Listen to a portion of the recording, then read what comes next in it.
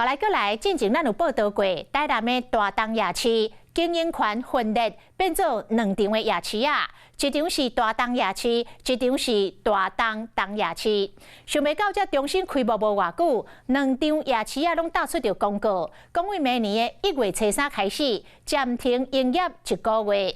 网友是感叹，讲想要踅一个夜市啊，是一波三折。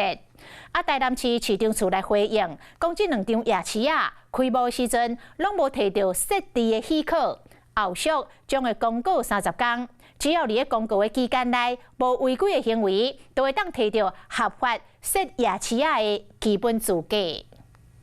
大东东夜市今年9月正式营运，摊商拢准备好要迎接人潮甲钱潮。因为经营纠纷分作2边了后，大东夜市啊嘛重新登场。是讲即摆这2间夜市啊营运拢紧急法庭。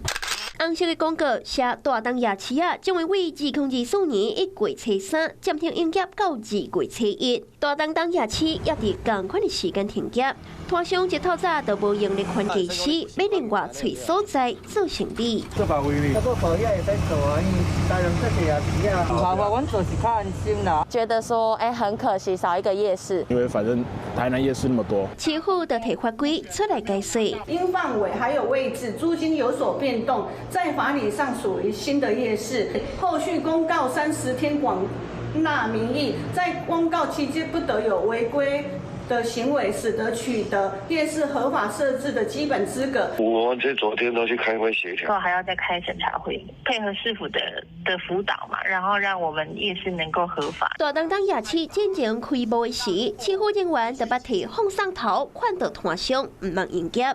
如今2个夜市啊，因为营业的许可问题，无已经宣布暂停营业，幕后未少人拢真着惊。